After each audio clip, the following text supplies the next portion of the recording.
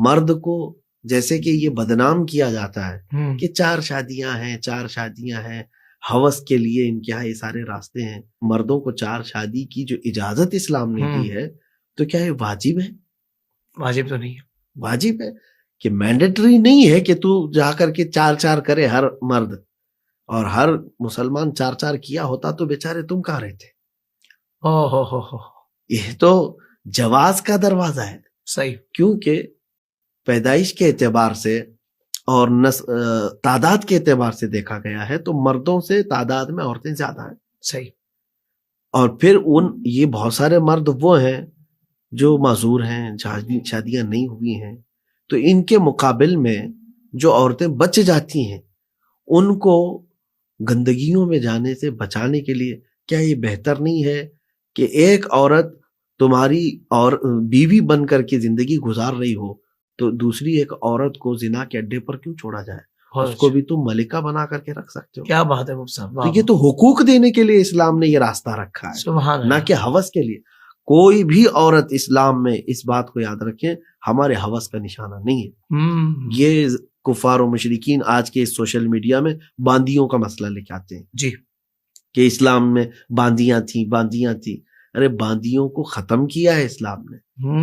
یہ جو رواج چلتا رہا چونکہ اس دور میں غلام کے خرید و فروخت اور باندیوں کے رکھنے کا مزاج تھا. جی پوری دنیا کا یہ سسٹم تھا، یہ نہیں ہے کہ صرف اسلام کا تھا، پوری دنیا میں یہ سب چل رہا تھا. تو لیکن اسلام میں آپ دیکھیں جرم آپ سے ہوا ہے، آپ کو کہا گیا غلام آزاد کرو، باندی آزاد کرو. تو یہ آزاد کرنے کے جو معاملات کیوں رکھے گئے کہ یہ غلامی کی زنجیروں سے انسانوں کو آزاد کر دیا جائے. کیونکہ بہت ساری چیزوں کو اسلام نے گریجولی حضور ختم کی ہے، اچانک سے ختم نہیں کیا. اچانک نہیں، اسٹیپ بائی اسٹیپ. جی اسٹیپ بائی اسٹیپ. اور اس کے علاوہ دوسری بات یہ بھی ہے کہ کسی باندی کو اگر لا کر کے کسی مرد کے حوالے دیا جائے تو اس طوائف کے اڈے سے تو بہتر ہے کہ وہ ایک مرد کی کفالت میں رہ رہی ہے اور اس سے وہ نکاح کر کے رکھنا چاہے کوئی بھی مرد تو اس کی ملکہ بن کر کے رہ رہی ہے. واہ واہ. تو یہ دور تو ختم ہوا. یہ بھی اس کو ظالموں کو سمجھ نہیں آتی کہ ان عورتوں کے پہلے، کیونکہ وہ جنگوں کا دور تھا اور جنگوں میں سب سے زیادہ موتیں کس کی ہوتی؟ مردوں کی ہوتی تھی.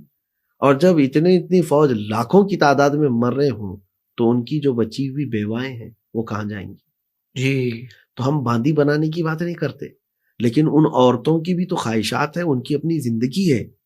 مرد کا سہارا ہر عورت کو چاہیے، ہر عورت کو چاہیے. جسمانی ساخت ایسی ہے، انسان انس سے بنا ہے کہ دیکھیں آدم علیہ السلام کو اللہ تعالیٰ نے جنت میں رکھا تو فرمایا گیا کہ بے قرار تھے کیونکہ ایک دوسرا انسان نہیں ہے. نعمتیں تو جنت میں بہت ہیں، بے شمار نعمتیں. تو انسان کو یہ کسی سے انسیت ہے کہ کوئی اور انسان چاہیے. مدنی الطبع کہتے ہیں اس کو کہ جنگلی نہیں ہے انسان. یہ اپنی طرح دوسری شکل بھی دیکھنا چاہتا ہے. بہت اچھا. تو ہر مرد کو عورت کی طلب ہے، تمنا ہے، اور عورت کو کسی مرد کے سہارے کی ضرورت ہے.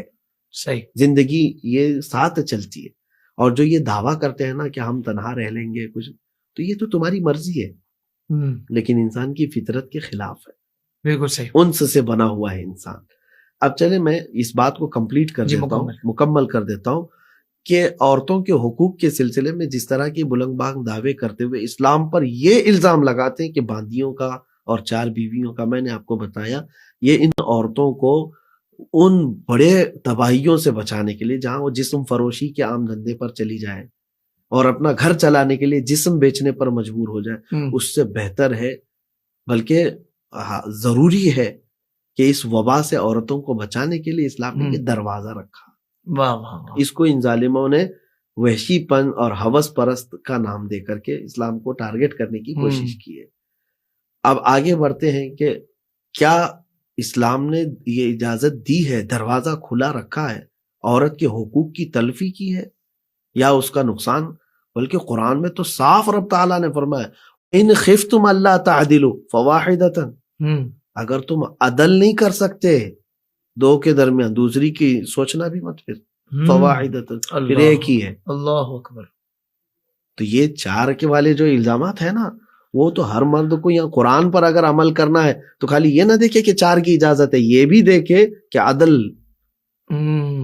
دونوں میں کیا برابری رکھ سکتا ہے، اور اگر نہیں رکھ سکتا تو پھر ایک پر صحیح. مرد کو جو بھی دوسری تیسری چوتھی کے جو معاملات لے کر کے چلتے ہیں کچھ لوگ، ان کو بھی میں یہ پیغام دینا چاہتا ہوں، جس طرح کے کپڑے اس کو پہنا رہے اس کو پہنانا ضروری ہے. جتنے دن ان کے ساتھ رہ رہے اتنے دن، جہاں تم اس کو لے جا رہے وہاں اس کو لے کر جاؤ برابری کے، ورنہ حقوق العباد میں گرفتار ہو جاؤ گے. اللہ اکبر.